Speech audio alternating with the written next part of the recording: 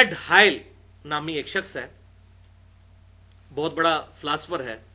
اس نے ایک جملہ کہا اور خود رچرڈ ڈانکنز نے اس کا یہ جملہ نقل بھی کیا ہے اپنی اس کتاب دا گاڈ ڈیلوژن کے چیپٹر نمبر 4 میں. اور چیپٹر نمبر 4 میں اس نے مین باب ہی یہی باندھا ہے، دا الٹیمیٹ بوئنگ 747. تو وہ کہتا ہے یہ تم کہہ رہے ہو بوئنگ 747 خود بخود بن گئے، تو سب سے بڑا بوئنگ 747 تو خود گاڈ ہے، وہ کیسے خود بخود بن گیا پھر؟ تو وہ بات میں انشاءاللہ ڈسکس کرتا ہوں، یہ آخری وسوسہ تھا اس کا. تو بہرحال فریڈ ہائل کا جو جملہ ہے گولڈن کوٹ، زبردست، یہ میں لفظ بلفظ پڑھ کے سناتا ہوں جو دا گاڈ ڈیلوژن میں بھی اس نے نقل کیا. Probability of life originating on earth is no greater than the chance that a hurricane sweeping through a scrapyard would have the luck to assemble a Boeing 747.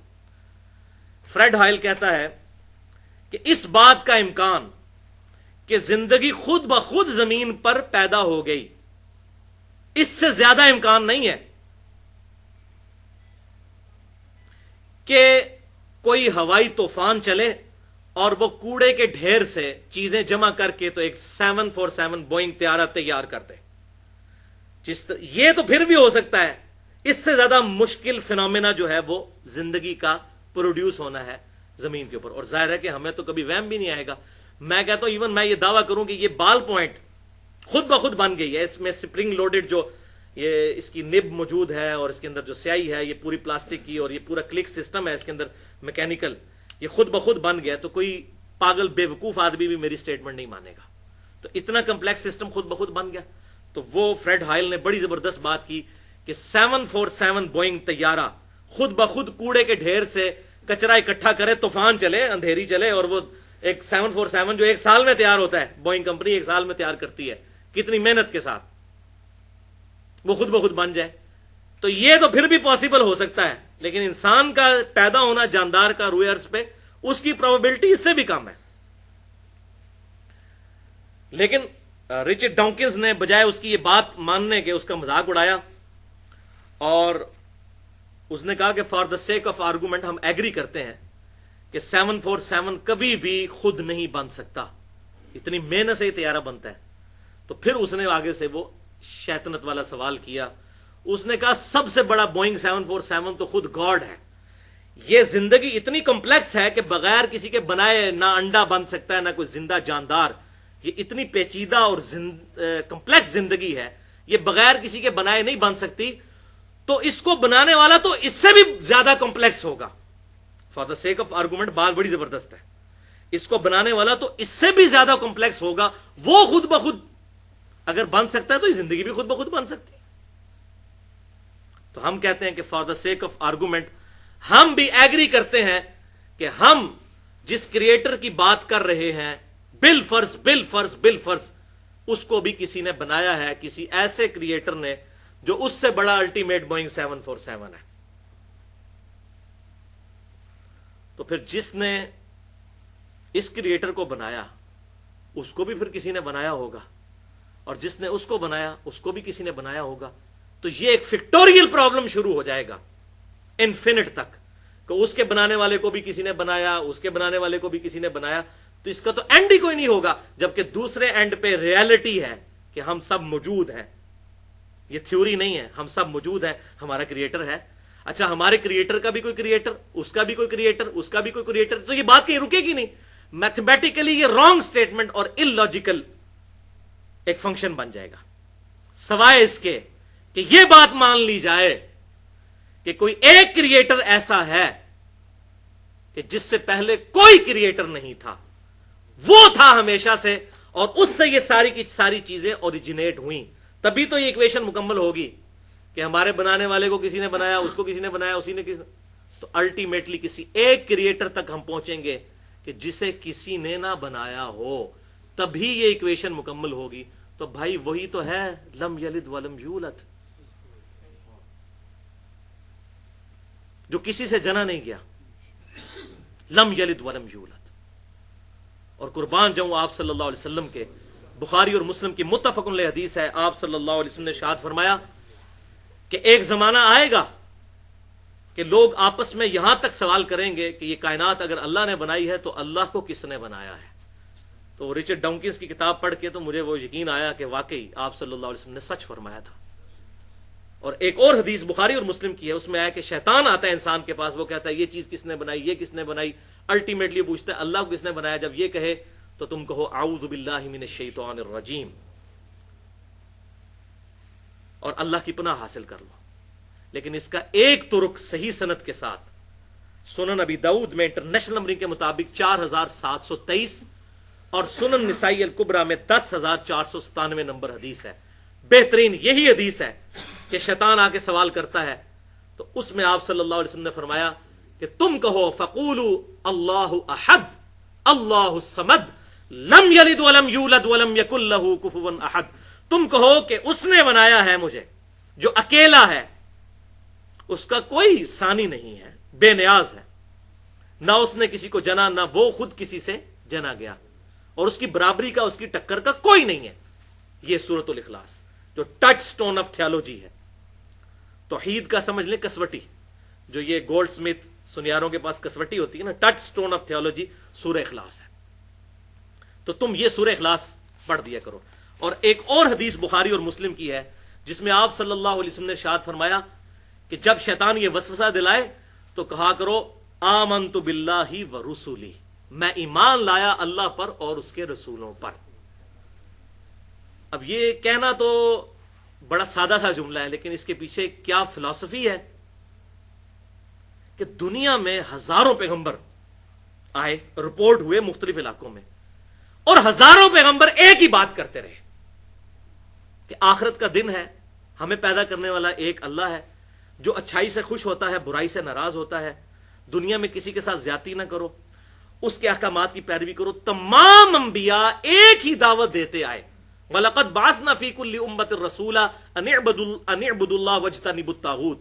ہم نے ہر قوم میں کوئی نہ کوئی پیغمبر بھیجا ایک ہی دعوت کے ساتھ کہ اللہ کی عبادت کرو اور اجتناب کرو طاغوت سے. ہزاروں پیغمبر ایک ہی بات کرتے آئے. بھائیو یہ اتنا بڑا اتفاق کیسے ہو سکتا ہے کہ ہزاروں پیغمبر ایک ہی بات کریں؟ اگر معاذ اللہ استغفر اللہ ان کا نظریہ اپنے آپ کو پروموٹ کرنا ہو تو ہر ایک نیا کنسپٹ لے کے آئے.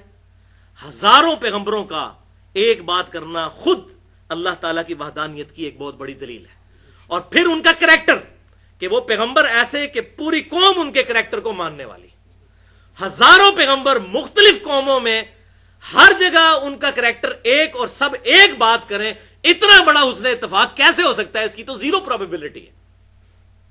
تو اب آپ کو بات سمجھ آئی ہے بخاری اور مسلم کی کہ جب شیطان وسوسہ دلائے تو کہو آمنت باللہ ورسولہ، میں ایمان لایا اللہ پر اس کے رسولوں پر.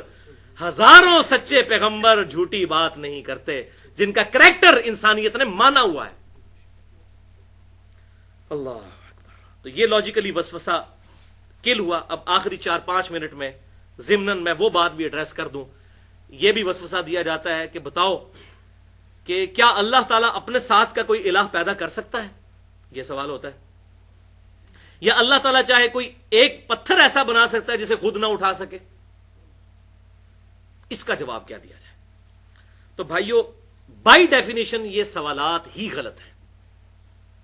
اگر آپ سے کوئی پوچھے کہ بتائیے جب آپ کے ابو جان کی آپ کی امی جان کے ساتھ پہلی شادی ہوئی تھی اس وقت آپ کی عمر کتنی تھی؟ تو آپ کہیں گے یہ تو سوال ہی غلط ہے جناب، ان لاجیکل سوال، میری عمر کہاں سے ہونی تھی؟ اور اس کو علم الکلام میں کہا جاتا ہے محال. اس طرح کے جو ان لاجیکل کوسچن ہیں اس کو کہا جاتا ہے محال. یہ بائی ڈیفینیشن ہی غلط ہے. کیوں؟ اگر کوئی شخص یہ کہے کہ اللہ تعالیٰ کیا اس بات پر قادر ہے کہ اپنے ساتھ کا کوئی اور الہ پیدا کر لے، تو ہم کہیں گے کہ بھائی یہ سوال ہی لاجیکل ہے، اس لیے کہ جو پیدا ہوگا وہ الہ تو ہو ہی نہیں سکتا، وہ تو مخلوق ہوگا. خالق کی تو ڈیفینیشن ہی یہی ہے لم یلد ولم یولد، وہ اوریجن ہو. تو اللہ تعالیٰ کیا اور کوئی الہ پیدا کر سکتا ہے؟ تو ہم کہیں گے یہ سوال ہی غلط ہے، یہ محال ہے. اب اس کو کہنا کہ اللہ کی قدرت میں داخل نہیں ہے، بھائی یہ سوال ہی غلط ہے. اچھا اسی طریقے سے کیا اللہ تعالیٰ کوئی ایسا پتھر بنا سکتا ہے جس کو خود نہ اٹھا سکے؟ تو ہم کہیں گے یہ بائی ڈیفینیشن ہی سوال غلط ہے. خود نہیں اٹھا سکتا تو وہ الہ نہیں ہے. ٹھیک ہے. اچھا وہ کہتے ہیں نہیں اگر وہ بنا نہیں سکتا تو پھر الہ، تو یہ سوال ہی غلط ہو جائے گا. کوئی بھی چیز الہ کی کیپیبلٹی سے باہر نہیں ہو سکتی، اس کے قابو سے باہر نہیں. ان اللہ علی کل شیء قدیر. تو یہ سوال اس کے جواب میں ہم کہیں گے محال ہے. اسی طریقے سے اگر کوئی شخص یہ کہے کہ اللہ تعالیٰ چاہے تو نبی صلی اللہ علیہ وسلم کے بعد بھی کسی کو پیغمبر بنا کے بھیج سکتا ہے، تو ہم کیا کہیں گے؟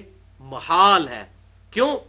قرآن پاک نے فیصلہ کر دیا ما کان محمد ابا احد من رجالکم ولکن رسول اللہ وخاتم النبیین. خاتم بھی ہے اور خاتم بھی ہے، دونوں چیزیں قرآن میں بھی احادیث میں بھی آیا.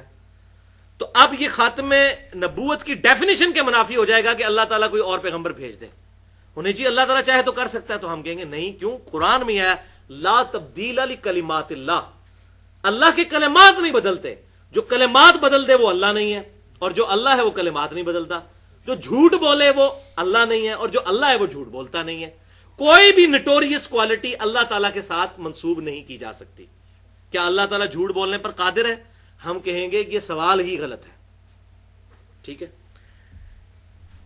اسی طریقے سے کیا اللہ تعالیٰ چاہے تو موسیٰ علیہ السلام کو دوزخ میں اور فرعون کو جنت میں بھیج دے؟ تو ہم کہیں گے محال ہے. تو یہ ہوگی محال کی ٹرم. اور دوسری ٹرم ہے مقدور، اس کے اپوزٹ. مقدور ہے جو اللہ تبارک و تعالیٰ کی قدرت میں چیزیں داخل ہیں چاہے اس نے نہ کی ہوں. مثلا اگر کوئی شخص کہے کیا اللہ تعالیٰ ایسی سیڑھی بنا سکتا ہے جس سے ہم آسمان پہ چڑھ جائیں؟ تو ہم کہیں گے ہاں بنا سکتا ہے، اگرچہ اس نے بنائی نہیں ہے لیکن اللہ تعالیٰ اس بات پر قادر ہے. اللہ تعالیٰ چاہے تو آگ کو ٹھنڈا کر سکتا ہے، بالکل کر سکتا ہے. عموماً نہیں ہوتی لیکن جب چاہے کر سکتا ہے. ابراہیم علیہ السلام کے لیے کی. تو فزیکل فینومینا آف نیچر جتنے ہیں وہ اللہ تعالیٰ کی مخلوقات ہیں، جب چاہے اللہ تعالیٰ ان کو توڑ سکتا ہے جس وقت چاہے. ہمیں نیند سے بے نیاز کر سکتا ہے، بالکل کر سکتا ہے. جنت میں کرے گا، وہاں نیند نہیں ہے، جنت میں رات نہیں ہے. پیشاب سے بھی بے نیاز کر دے گا. صحیح مسلم میں حدیث ہے خوشبودار ڈکار آئے گی سارا کھانا ہضم، پیشاب کی ضرورت ہی کوئی نہیں. تو یہ سارے فزیکل فینومینا آف نیچر اللہ تعالیٰ ان فینومیناز کا پابند نہیں ہے. اللہ تعالیٰ جب چاہے ان کو توڑ سکتا ہے. یہ تمام چیزیں مقدور ہیں. تو محال اور مقدور کا فرق سمجھ آ گیا. میرے خیال ہے اتنا ہی کافی ہے. باقی جتنی چیزیں ہیں وہ ساری باتیں ایڈریس کی جائیں تو گھنٹوں چاہیے. اللہ تعالیٰ سے دعا ہے جو حق بات میں نے کہی اللہ تعالیٰ ہمارے دلوں میں راسخ فرمائے. اگر جذبات میں میرے منہ سے کوئی غلط بات نکل گئی تو اللہ تعالیٰ ہمارے دلوں سے محو کر دے. ہمیں کتاب و سنت کی تعلیمات پر عمل کر کے دوسرے بھائیوں تک پہنچانے کی توفیق عطا فرمائے.